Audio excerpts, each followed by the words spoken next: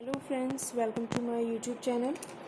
Last video में मैंने आपको क्रिया करवाई थी और आज हम इस वीडियो में करेंगे क्रिया विशेषण।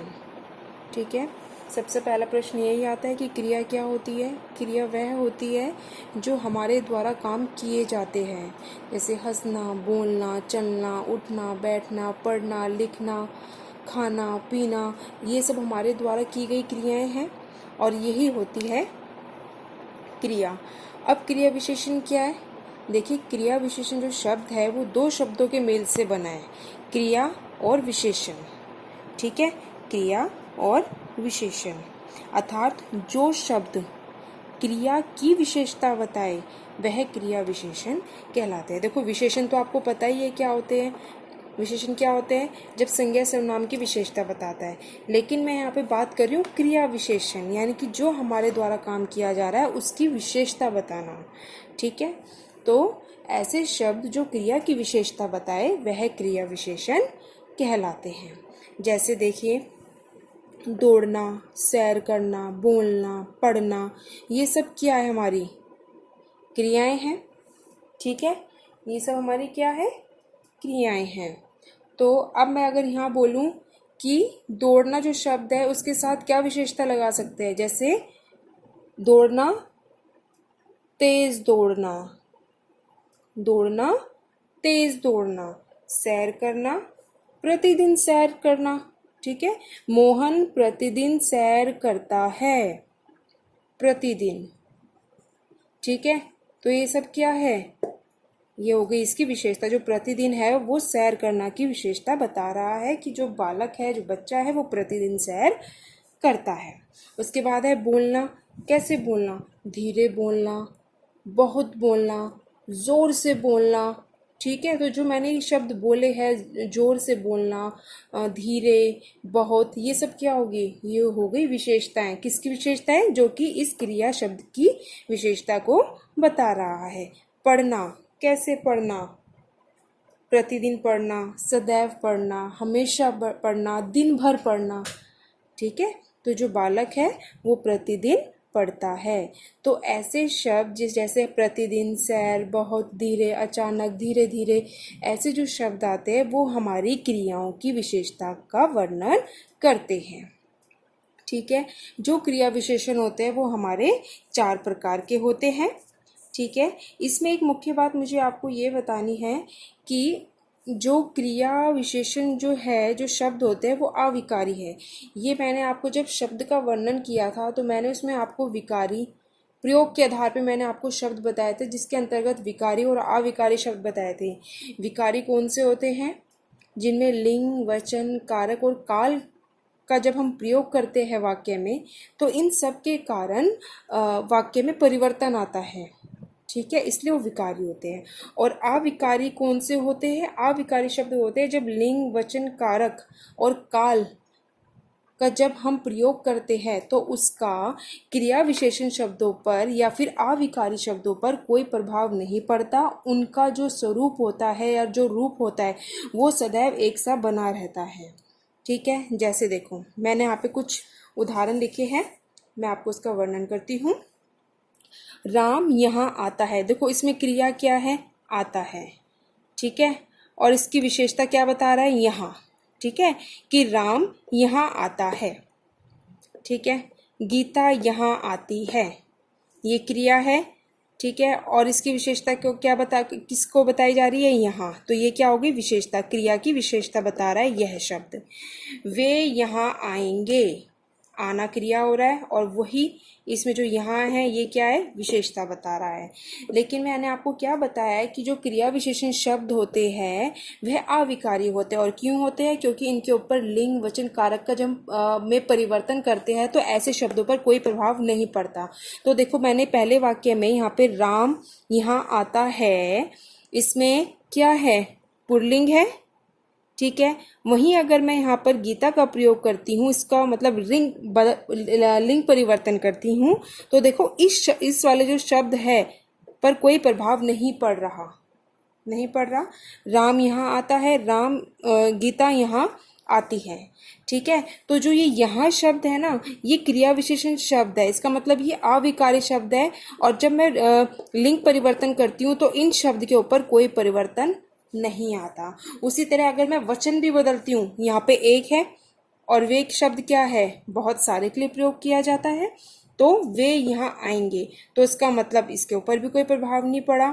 और ये कौन से शब्द है, ये क्रिया विशेषण शब्द है जिसका लिंग वचन कारक में जब हम परिवर्तन करते हैं तो उसके आधार पर ऐसे शब्दों पर कोई प्रभाव नहीं पड़ता, उनका जो रूप होता है वो सदैव एक सा बना रहता है।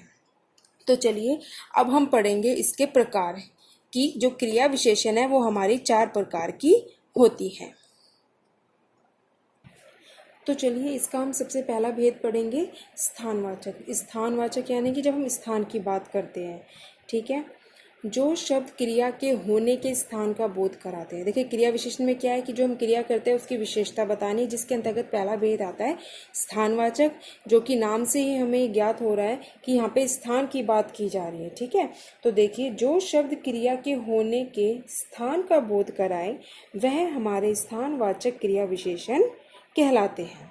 ठीक है, इसके जो शब्द सूचक होते हैं कौन से होते हैं, इधर उधर, यहाँ वहाँ, ऊपर नीचे, आगे पीछे, दाहिने बाइने, सामने, चारों ओर। ठीक है, और इसको पहचानने का सबसे आसान तरीका क्या है, देखो जब हमें स्थानवाचक क्रिया विशेषण की पहचान करनी होती है ना, तो हम वाक्य में जो क्रिया का प्रयोग किया जा रहा है ना, उससे पहले हमें कहाँ लगाकर देखना है। जैसे एक उदाहरण मैं आपको देती हूँ कि मोहन ऊपर खेल रहा है। ठीक है, तो क्रिया क्या है इसमें, खेलना। तो उससे पहले मैंने आपको क्या बताया कि क्रिया से पहले कहाँ शब्द का प्रयोग करना है आपको, कि मोहन कहाँ खेल रहा है, मोहन ऊपर खेल रहा है, मोहन नीचे खेल रहा है, मोहन उधर खेल रहा है, मोहन इधर खेल रहा है। ठीक है, तो कहाँ इसके अंतर्गत कहाँ का जो हम प्रयोग करेंगे तो हमें ये ज्ञात होगा कि यहाँ पर स्थानवाचक की बात की जा रही है। और मैंने आपके सामने यहाँ पर जो स्थानवाचक शब्द सूचक होता है उसको दिखा दिया है, ये आप नोट कर सकते हो, ये बहुत ही आसान है। ठीक है, उसी प्रकार इसका दूसरा भेद है कालवाचक। अब कालवाचक में क्या होगा, देखिए काल का अर्थ क्या होता है, समय। तो ये आपको ज्ञात हो ही चुका होगा कि क्रिया विशेषण कौन सी क्रिया विशेषण, जिसके अंतर्गत हमारे द्वारा की गई क्रिया के जब समय का बोध होता है। ठीक है, तो जो शब्द क्रिया के होने के समय का बोध कराए वह हमारी कौन सी क्रिया विशेषण होती है, कालवाचक क्रिया विशेषण होती है। और इसके शब्द सूचक क्या होते हैं, प्रातःकाल, प्रतिदिन, सदैव, हमेशा, सायकाल, दोपहर, परसों, अभी, लगातार, दिन भर आदि। ठीक है, जो कि समय का बोध कराते हैं। इसमें भी आपको पहचानने का सबसे आसान तरीका क्या है कि आप क्रिया से पहले कब शब्द का प्रयोग करेंगे, कि मोहन पढ़ता है, मोहन कब पढ़ता है, मोहन सायकाल पढ़ता है। ठीक है, मोहन दोपहर में पढ़ता है, मोहन दिन भर पढ़ता रहता है। ठीक है, तो मोहन कब पढ़ता है, पढ़ना हमारी क्रिया हो गई। अगर उसके आगे हम कब लगाएंगे तो हम इसके अंतर्गत जो मैंने आपको शब्द सूचक दिया है इसका प्रयोग करके हम वाक्य बना सकते हैं। ठीक है, तो ये हो गया हमारा स्थानवाचक और कालवाचक। अब हम अपना नेक्स्ट देखेंगे। नेक्स्ट है हमारा परिमाणवाचक। परिमाणवाचक क्या होता है, परिमाण का अर्थ होता है मात्रा की जब बात आती है। ठीक है, ये हमने विशेषण में भी पढ़ा था। ठीक है, तो परिमाणवाचक कौन सी हो जाते हैं, जिसके अंतर्गत ऐसे शब्द आते हैं जो कि क्रिया के होने की मात्रा का बोध कराते हैं। किसका बोध कराते हैं, मात्रा का बोध कराते हैं, कि थोड़ा है, बहुत है, ज़्यादा है, इतना, उतना, पर्याप्त। ठीक है, ऐसे शब्दों का प्रयोग किया जाता है। और इसको पहचानने का तरीका क्या है कि हम क्रिया के आगे कितना शब्द का प्रयोग करेंगे तो हमें उससे अपना उत्तर मिल जाएगा। कैसे, कि अभ्यास, जैसे मोहन अभ्यास कीजिए, कितना अभ्यास कीजिए, थोड़ा थोड़ा अभ्यास कीजिए। ठीक है, वह बहुत बोलता है, वह कितना बोलता है, बहुत बोलता है, वह कितना बोलता है, वह थोड़ा बोलता है। ठीक है, तो इसका जो प्रश्न के अगर आधार पे देखा जाए तो इसका क्या आएगा, कितना, कि हम क्रिया के आगे कितना शब्द का प्रयोग करके अपना उत्तर निकाल सकते हैं। तो जो परिमाणवाचक है, जो कि मात्रा की बात करते हैं, उसके जो शब्द सूचक आते हैं वह आते हैं बहुत, थोड़ा, अधिक, जितना, उतना, इतना, कम, ज़्यादा, पर्याप्त आदि। ठीक है, क्योंकि हमारी मात्रा से संबंधित शब्द होते हैं। उसके बाद नेक्स्ट है हमारा रीतिवाचक। रीति का अर्थ क्या होता है कि क्रिया को कैसे किया जा रहा है, उसका तरीका क्या है, उसकी विधि क्या है, वो किस ढंग से किया जा रहा है। ठीक है, तो देखिए, जो शब्द क्रिया के होने के ढंग या विधि का बोध कराते हैं, ठीक है, कि क्रिया किस आधार पर की जा रही है, कैसे की जा रही है, तो इसका उत्तर हम कैसे निकाल सकते हैं, अपनी क्रिया के आगे कैसे शब्द का प्रयोग करके। जैसे उदाहरण के तौर पे, दिन जल्दी जल्दी ढल रहा है, कैसे ढल रहा है, जल्दी जल्दी ढल रहा है। बालक दौड़ता है, कैसे दौड़ता है, तेज दौड़ता है। ठीक है, बच्चे ध्यानपूर्वक अध्यापक की बात सुन रहे हैं, कैसे सुन रहे हैं, ध्यानपूर्वक सुन रहे हैं।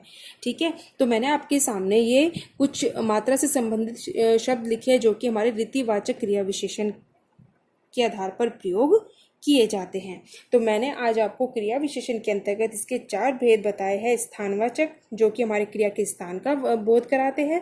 कालवाचक, जो कि समय का बोध कराते हैं। परिमाणवाचक, जो कि मात्रा का बोध कराते हैं। और रीतिवाचक, जो कि क्रिया के होने की विधि का बोध कराते हैं। तो मैंने साथ साथ आपको क्या बताया है, इसके शब्द सूचक दिए हैं। तो आप इन शब्द सूचक का प्रयोग करते हुए नए नए वाक्य बनाइए, तो आपको